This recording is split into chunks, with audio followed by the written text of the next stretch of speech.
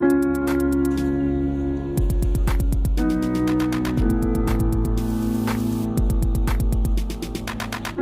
vie, mon livre sont cassés net. Ilse est morte brusquement. Mon personnage de roman, mon inspiratrice, ma lectrice, mon guide, mon juge. Un livre que nous avions fait à deux, comme un enfant. Elle s'était offerte en sacrifice. Quand on parle d'elle, on évoque volontiers sa rousseur. Moi, j'aurais davantage envie de parler de sa fraîcheur, de sa rigueur aussi. Elle est très active, elle concilie parfaitement bien vie familiale et vie professionnelle. Tout récemment, elle a été nommée Madame Livre à la ville de Lausanne, plus précisément déléguée à la politique du livre de la ville de Lausanne. Elle est également critique littéraire, journaliste à l'Hebdo et présidente du Salon du Livre. Salon du Livre qui va ouvrir ses portes le 29 avril prochain et qui nous promet un programme très alléchant. Dis-moi, Isabelle, qu'est-ce que tu lis? Je lis tout, Sandrine. Je lis absolument tout. Je me plonge avec gourmandise et boulimie dans l'avalanche de livres que je reçois chaque semaine. Je suis très malheureuse si j'ai rien à me mettre sous la dent, n'importe quelle feuille de journal. Beaucoup. Et s'il se trouve que tout à coup je suis dans un train sans rien à lire, il m'arrive voilà, de lire les étiquettes et les emballages. Tu lis tout le temps. Voilà, et alors il faudra que j'en parle à mon psy, c'est pas encore le moment, mais je lis tout. Combien de livres lis-tu par semaine? C'est très variable. Il y a des livres que je lis du début à la fin chaque ligne, et donc ça, il faut quand même quelques jours. Il y a les livres dont je lis 3, 10 pages et qui me tombent littéralement des mains. Et alors il y en a quand même. Je m'acharne pas. Tu fais bien des sûr. choix. Mais bien sûr. C'est le privilège, dans le fond, du critique littéraire, surtout dans un hebdomadaire, c'est-à-dire que je sélectionne ce que j'ai envie de transmettre et de passer au lecteur, ce que je trouve digne, voilà. Donc il y a, voilà, je pense que j'ai tout le temps à peu près 5 livres ouverts. Je pense que j'en lis, je sais pas, entre 3 et 7 à différentes vitesses de lecture. En même temps, tu peux lire plusieurs livres en même temps? Oui. Oui. Il faudrait pas, j'ai tout à fait honte en avouant ça, alors du coup à un moment donné on mélange les personnages, les intrigues, mais oui, tout à fait, bien sûr. D'un coup j'en reçois un, je déballe une enveloppe, je dis mais qu'est-ce qu'il a écrit celui-là encore, je veux savoir, et alors je commence à le lire, alors que sur ma table de nuit il y en a déjà 3 autres. Mais voilà. Et tu les découvres toujours avec le même plaisir? Oui. C'est un plaisir qui ne te quitte pas, que ce soit des livres que tu lises, que tu lis pour ta profession, ou bien simplement pour toi, le plaisir il est le même. C'est un bonheur renouvelé, c'est-à-dire qu'année après année, je ne sais pas, en juin par exemple, je suis chaque année excitée parce que c'est en juin qu'on reçoit les programmes de la fameuse rentrée littéraire de septembre. La grande rentrée. Et je découvre que je suis chaque année excitée, et donc le plaisir de la découverte, des nouvelles voix, de l'ébullition qu'il y a dans ce monde littéraire suisse, francophone, mondial. Oui, pour moi, c'est chaque fois un nouveau continent, un nouveau pays, comme un billet pour un nouveau voyage. Donc non, effectivement, je suis ravie de voir que je ne me lasse pas d'ouvrir un livre qui arrive sur mon bureau, quoi. Ou dans mon ordinateur, évidemment. Oui. Voilà. Tu te sens pas parfois un peu tiraillée entre ta relation avec les éditeurs, notamment par exemple lorsque tu organises le Salon du Livre, et puis les critiques que tu écris sur les livres? Est-ce qu'il n'y a pas parfois des pincements ou des choses un peu difficiles à vivre? Non, les choses sont très claires, que ce soit pour moi, pour eux. Je mélange pas. Évidemment qu'à l'Hebdo, on est il y a une équipe. Je ne suis pas seule à parler de livres. Donc on se partage en quelque sorte les territoires. Je mélange pas tout. Et de toute manière, on fait tout pour servir au mieux le livre, mais voilà, en toute honnêteté, conscience. Non, je fais bien la part des choses. Pour ça, je suis très claire et très organisée dans ma tête. Et il y a jamais eu de soucis ces dernières années. Voilà, je pense qu'il suffit de faire les choses avec clarté. Alors, le prochain grand événement, c'est donc l'ouverture du Salon du Livre. Quel est le thème du salon cette année? Ou les thèmes, peut-être? Alors, nous avons la Russie, pays riche, paradoxal, qui plein de questions se posent autour de la Russie, et on pourra y répondre, effectivement. On a le Jura, région culturellement très forte. Les Suisses adorent le Jura, hein, et pas seulement pour ce qu'on peut y boire ou y manger, mais aussi pour sa culture, ses poètes, pour Alexandre Voisard, etc. Et puis, la force du Salon du Livre, c'est d'avoir développé ces dernières années des scènes thématiques, des sortes de places du village où il y a une scène, il y a une librairie, il y a un petit café.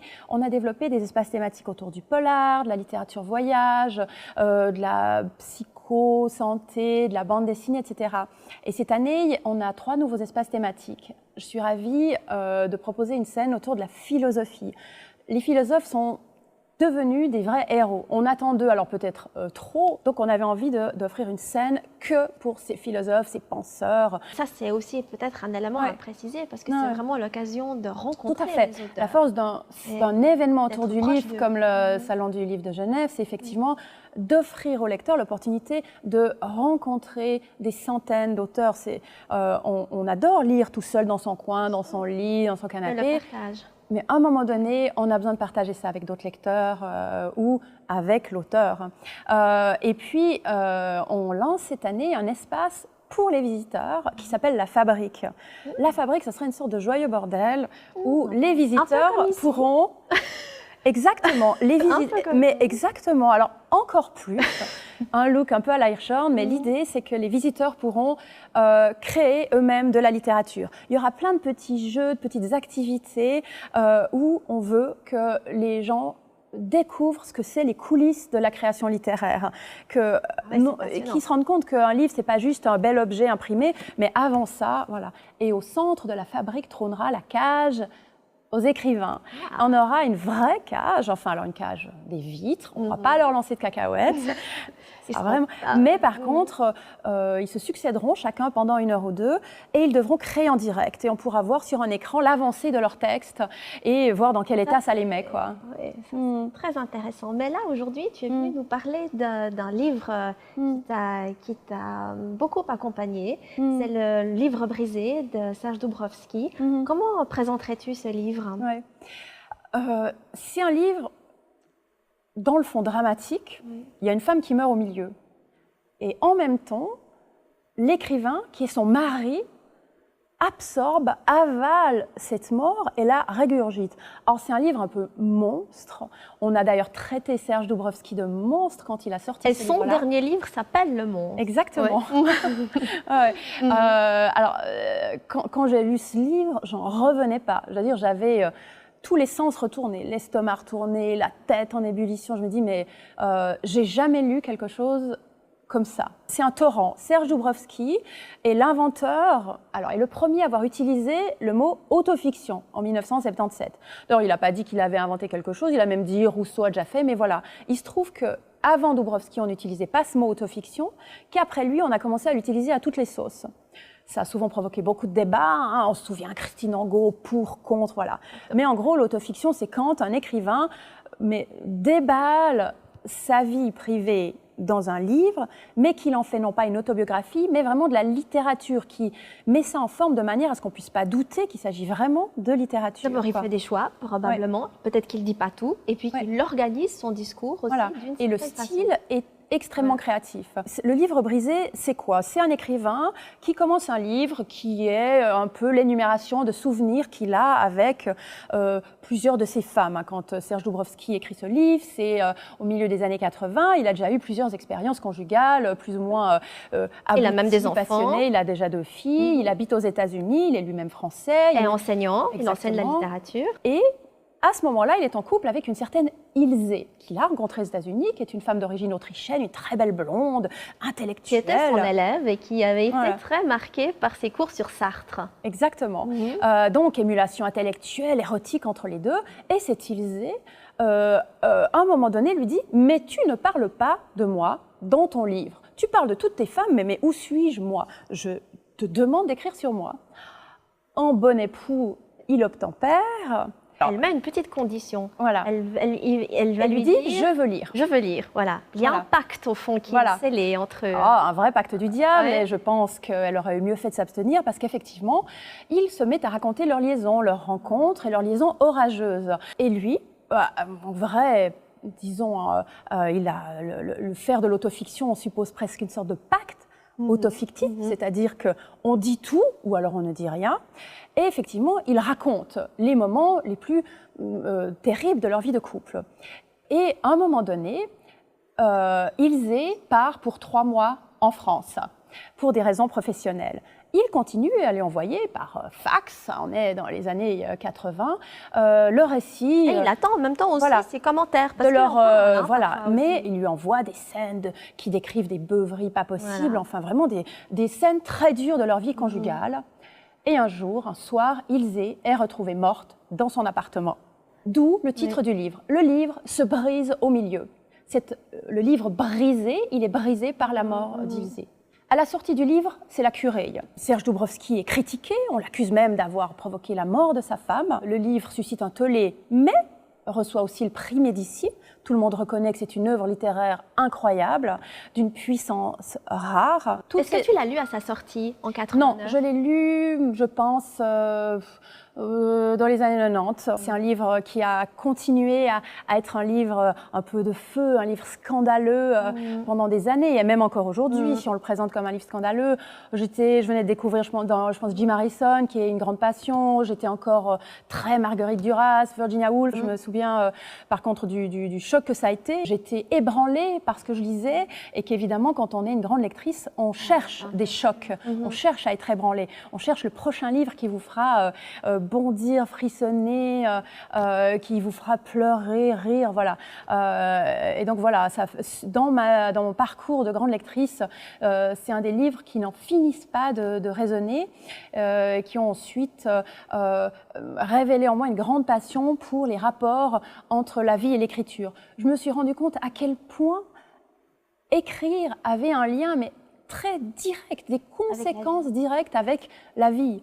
À la fois que l'écriture naissait de ce qu'on vivait intérieurement, de ce qu'on faisait la journée, d'avec qui on vivait, de qui on aimait, et qu'ensuite ce qu'on écrivait avait ces mêmes conséquences très concrètes.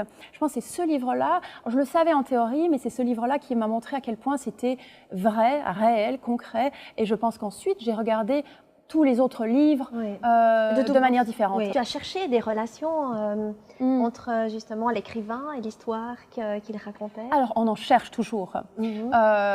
Et on se rend compte évidemment qu'il y en a toujours, parfois de manière très proche, parfois de manière lointaine. Il y a autant de relations livre-écrivain qu'il y a de livres, clairement. Mais par contre, j'ai développé une grande passion pour le genre autofiction.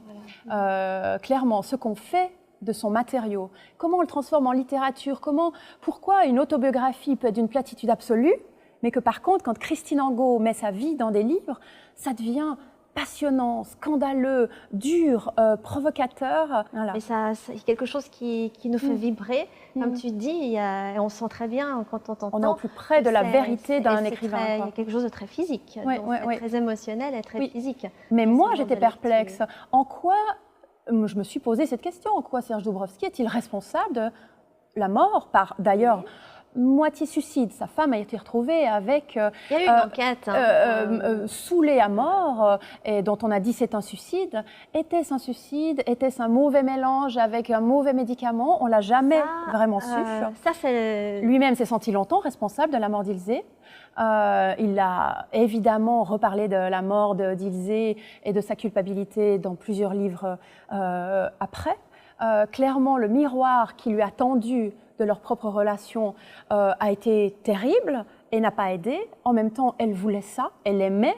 C'est la grande question, qui a brisé qui dans ce livre? Et puis, c'est la question que Bernard Pivot lui a posée dans cette fameuse émission, dans cette apostrophe, où il lui a dit « Mais est-ce que vous ne vous sentez pas finalement responsable ?» C'est ce que tu viens de dire. Hein. Je trouve une question à la fois... Toi, tu penses qu'il est responsable? Non, bien sûr que non. Mais non, évidemment que non. Les gens qui se suicident ne le font pas à cause d'autres personnes. On porte en soi les raisons de son propre geste vers le gouffre. C'était une question clairement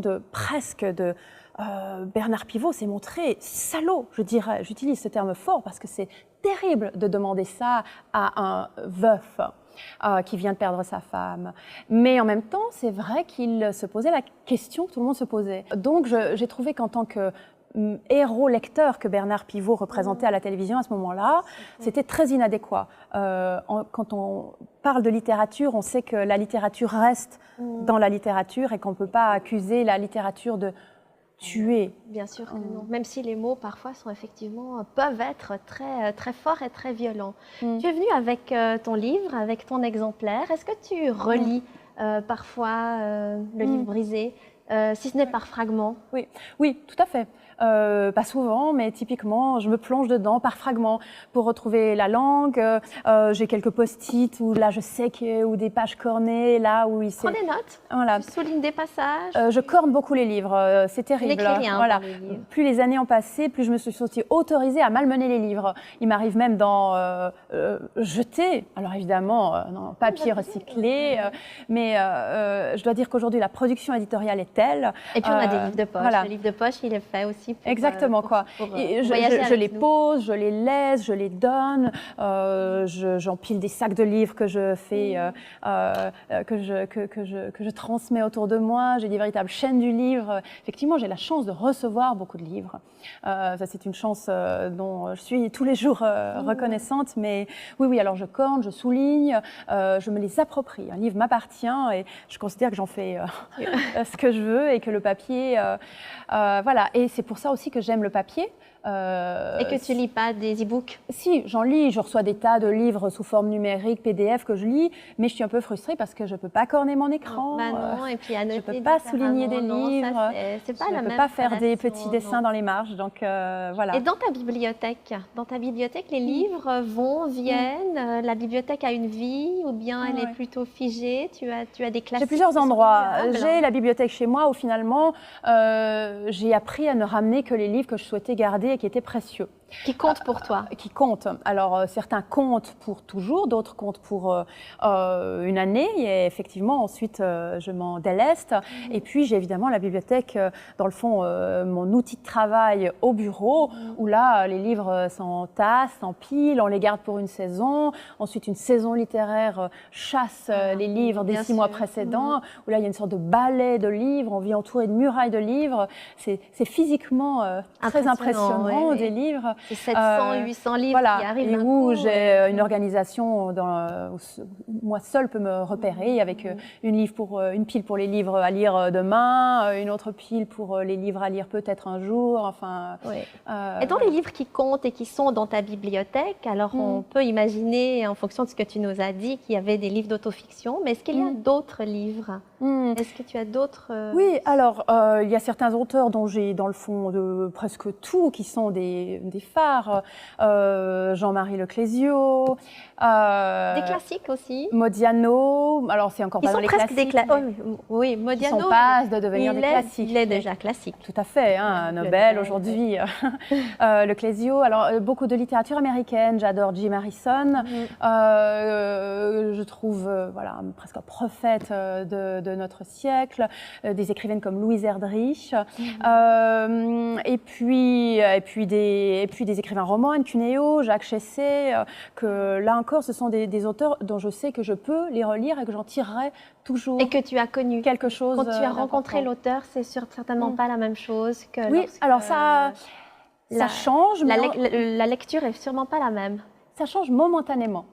Ensuite, l'impression qu'on a eue du livre avant de rencontrer l'auteur, elle reste. Voilà. Mais alors, effectivement, j'ai eu la chance de rencontrer Serge Doubrovski à quelques occasions. Voilà, j'allais te poser la question. Et alors, interviewé. Lui, c'était une grande leçon. C'est-à-dire que j'arrivais la tête pleine du livre brisé et d'autres livres assez tragiques où il met vraiment sa vie, ses tripes sur la table de manière volcanique. Et j'avais rendez-vous avec lui pour un déjeuner à la brasserie, le Lutetia à Paris, donc le lieu décor, mais sympathique et évidemment bobo parisien, un télo par excellence. Et je tombe sur un homme affable, disert, joyeux, gourmand, qui était ravi de se retrouver à table avec moi, qui a commandé des tas de plats très gourmands. Et la grande leçon, c'était qu'effectivement, mais je me disais, mais où est donc l'auteur du livre brisé ? Tu as été charmée. Oui, mais j'ai été charmée, mais j'ai été presque choquée parce qu'effectivement, là encore, quelque chose que je connaissais, je savais de manière dans le fond théorique, ça a été vérifié. Il y a le livre, il y a l'œuvre et il y a la personne. Et effectivement, le livre vit à une profondeur de la personne qui n'est quasi pas perceptible. C'est la vie intérieure, la vie littéraire, l'intimité. Elle demande, pour se faire voir, une intimité, une connaissance, des heures, des jours, voire une vie passée avec une personne, quoi. Oui, oui. Par contre, j'ai aussi eu la chance de rencontrer plusieurs fois Jim Harrison, et là, étonnamment, il y a, moi j'ai perçu une adéquation totale entre la personne et l'heure, c'est-à-dire, je l'ai rencontré dans le Montana, alors c'était vraiment typique, quoi. Il vit un endroit entouré de toute cette nature immense du Montana, des chiens, sa petite cabane d'écriture, la rivière à côté qui est quasiment là, au milieu coule une rivière. Et donc je me suis rendu compte aussi de l'intérêt incroyable qu'il y a à considérer la personne et puis à voir ce qui sort de cette personne, à quel point ça peut être différent, à quel point ça peut être cohérent. Quelqu'un de doux pour Dobrovsky, alors que son texte est plutôt fort. Et je pense que ça, c'est évidemment un sujet d'étude passionnant. Si je devais voilà, écrire une thèse, ça serait, je pense, sur ce sujet-là. D'ailleurs, moi, j'ai lu quelque chose. J'ai lu que tu as écrit de Dobrovsky qu'il est homme à femme et jouisseur intello. Et je me demandais si c'était un type d'homme qui pouvait susciter ta curiosité. Ouais. Alors, ce que j'aime, j'ai accolé ces deux mots à l'époque, jouisseur et intello, parce que je trouve qu'on a souvent une mauvaise image de l'intellectuel où l'intello serait forcément quelqu'un de froid. Et de sérieux et d'austère. Alors que jouer avec les mots, c'est jouissif. L'intelligence, c'est quelque chose de joyeux, de drôle, de ludique, qui a à voir avec le plaisir. Et des gens comme Dobrovsky montrent lire Dobrovsky, c'est jouissif. C'est de l'écriture physique. Il écrit avec quasiment pas de signe de ponctuation, donc on doit respirer autrement. Avec des lettres de caractère aussi différentes parfois, il y a des majuscules. Donc on vit intensément son écriture et la vie, c'est effectivement la jouissance de la vie. Donc moi, les intellectuels trop cérébraux ne m'intéressent pas beaucoup. Je pensais aussi à la dédicace. Oui. Meilleure, vous savez, meilleure mémoire que moi. La dédicace, oui, j'avais. Ah oui, évidemment. Oui. Pour Ilse, par Ilse. Voilà. Tout à fait. La dédicataire et l'inspiratrice. Comment peut-on être jaloux de l'inspiration, de l'imaginaire d'un écrivain ? Merci beaucoup Isabelle, merci de nous avoir rappelé le livre brisé. Et on peut inviter toutes les deux, tous nos spectateurs à découvrir Serge Dobrovsky s'ils ne l'ont jamais lu ou à le relire. C'est vrai que moi je l'ai relu pour préparer notre rencontre aujourd'hui et j'ai été comme toi saisie aussi par cette violence du texte, par cette violence des mots, par ce flot qui est très, très surprenant. Et ça, c'est bien, c'est pas difficile, c'est vigoureux, c'est fluide. C'est à la fois terrible, mais tellement, tellement génial, tellement extraordinaire. Merci beaucoup, Isabelle. Merci. Lisons d'autres confessions, d'autres éclats lumineux et sombres dans Le Monstre, un livre hors norme, 1700 pages, paru l'an dernier aux éditions Grasset, écrit sous l'égide de Proust et de Freud entre 1970 et 1977, et duquel Serge Dobrovsky avait tiré fils ou fil, le livre fondateur de l'autofiction.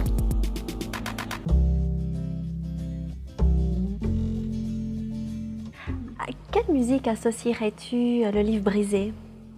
Quelle musique Instinctivement, je dirais d'abord de l'opéra, parce qu'il y a cette espèce de lyrisme, c'est plein de fureur, de passion. De tragédie.